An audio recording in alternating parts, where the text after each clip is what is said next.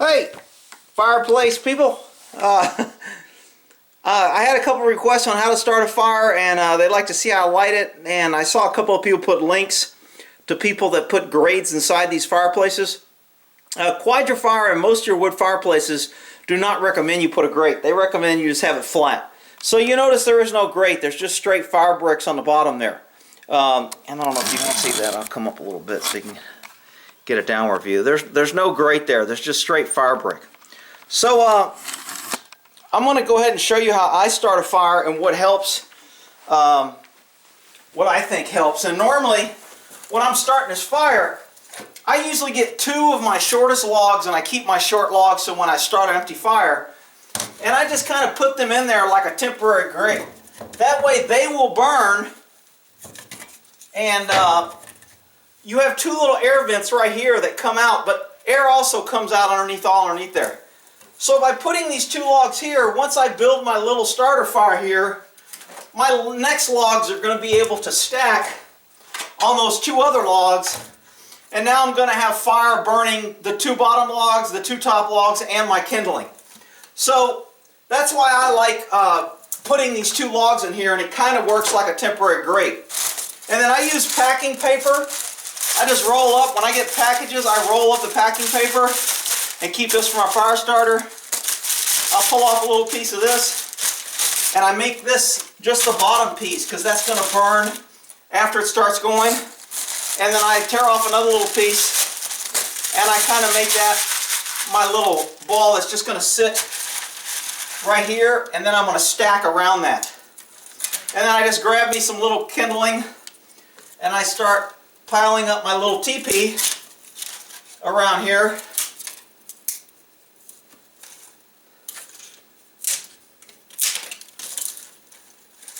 And I'm piling right over that little ball of paper there.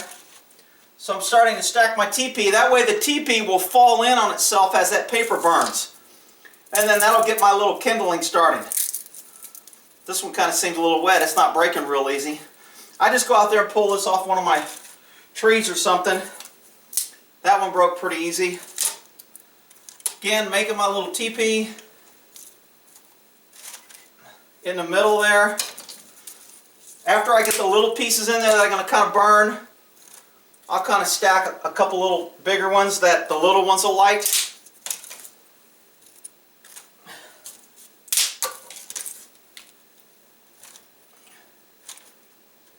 And again, by putting them up like this, they're going to fall in on each other.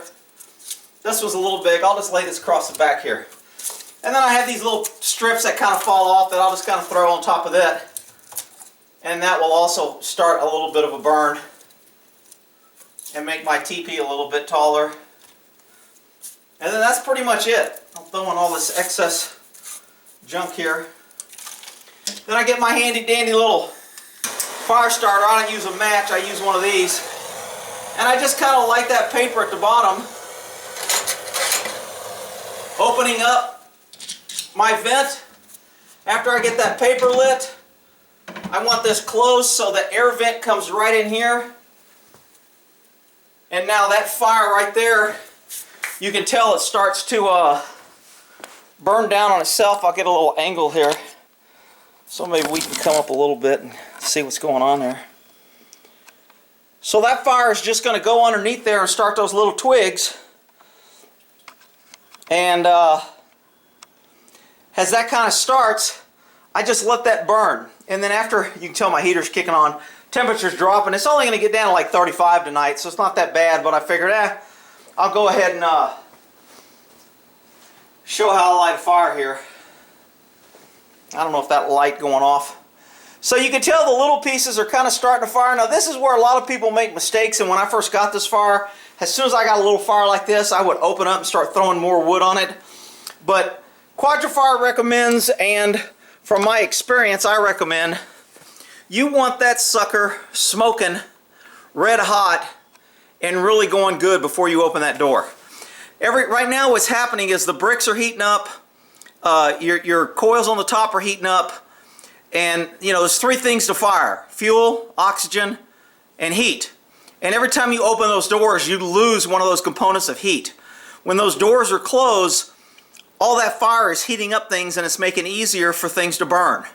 So the air's going in, it's starting to kindling, and now as that wood gets kind of red hot and really gets going, then I'll take those other 2 logs and lay them on top.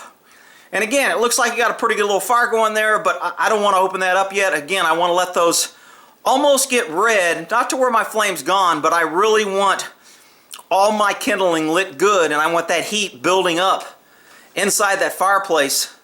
So when I open it and throw these other logs in, it's going to be pretty hot. Now, because I have those 2 logs on the side, those are also starting to heat up and they're going to catch fire. So, and again, that's how I get the maximum heat really quick. When I lay these logs on top of that fire, then the bottom of those logs are going to be burning. The sides of the 2 logs in there now are going to be burning. And now I'm compounding the heat and the fuel. And then, of course, the quadrifire lets the oxygen. And right now I have it turned up as high as much oxygen I get in there. I've got the ACC, which I talked about in the other one, and I've got it turned up completely high. And let's see if you can see that. Can't see it too well, but that's up completely high right underneath those handles, as far to the right. So again, fire looks like it's going pretty good. I'm still letting it go. I want those coals nice and red. I want everything. I'm going to move this in a little closer here. See if we can't get a little zoom in on that fire there. So that's heating up nice. I could probably throw those logs on right now, but you know, my kindling is still kind of getting good, nice and hot. I'm building up heat in there. It's heating up the coils on the top. So I'm not real sure I want to open that up just yet, but it's getting close. And then after I get this going really nice, I'm going to open those doors pretty quick, get that wood in there, and get those doors closed. You don't want to be messing around with the doors open, because you kind of defeat the purpose of this controlled oxygen making the wood burn hot and heating up that stove to where it heats all your wood really well. So looking in here, looks like I got a pretty good little flame going, so I'm going to go ahead and throw these other 2 logs on top of it. So I'll set these here. Let me make sure this is in the camera so you can see how I lay that in there. I'm going to open this up, throw these logs in, and then get these doors closed again.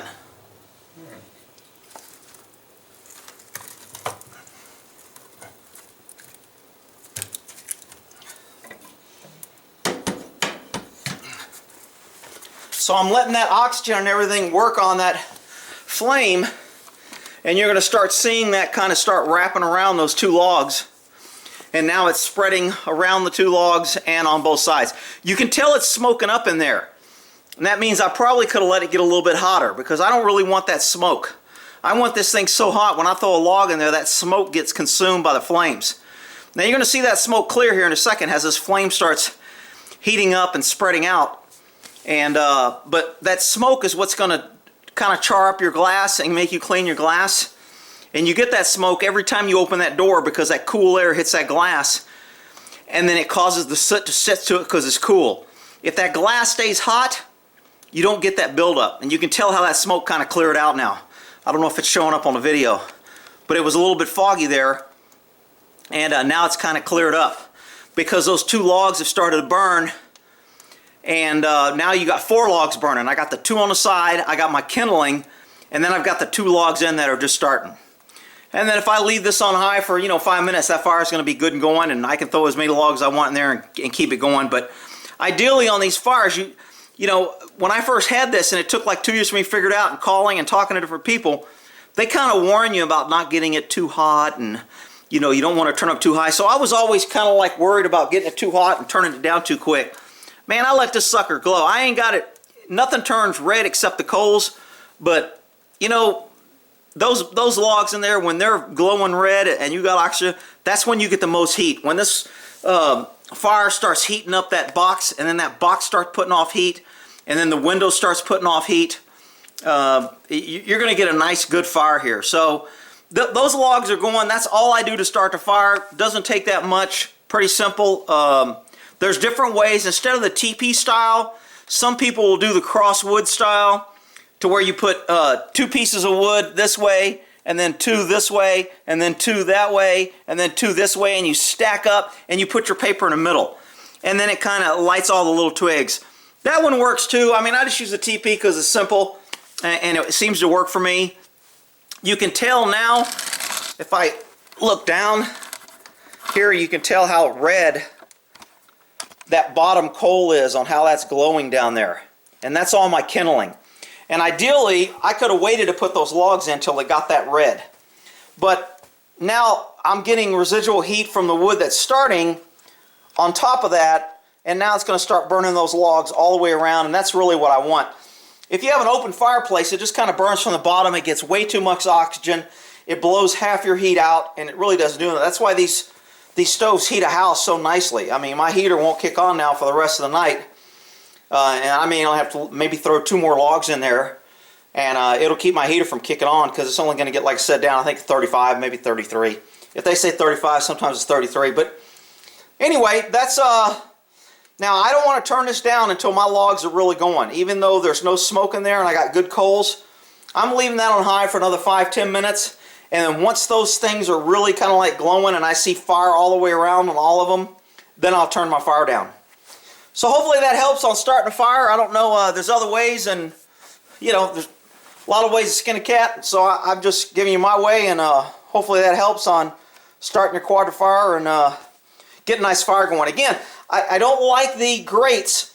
People are putting grates in there, and they say don't do it, because after this wood that I got in there now burns down and gets red as these coals at the bottom, all the oxygen is coming from underneath those fire bricks and around. So the vents are low, and that oxygen comes up. And if I have that high up on the thing, I'm kind of like burning my wood a little bit quicker, because I'm going to have that constant airflow. Like this log right here is off the ground right now. Once that collapses on itself and ends on the ground, all my other wood will go on top of that. So I won't be losing. If you keep a grate in there, you're kind of keeping that wood up, and you're going to get a lot of airflow underneath it. I mean, you're going to have a nice roaring fire, and you're going to get better airflow, but your wood's not going to last as long, and it's not going to be as efficient. And that's kind of what these stoves are for. It really burns everything completely. Doesn't create a lot of smoke, if any smoke. Shouldn't create any smoke if it's running good. If it's hot enough, it consumes all the smoke. I mean, I'll go outside when this thing is roaring, and there'll be no smoke coming out, because it's really burning at a high intensity of heat. So we'll end that there on starting a fire.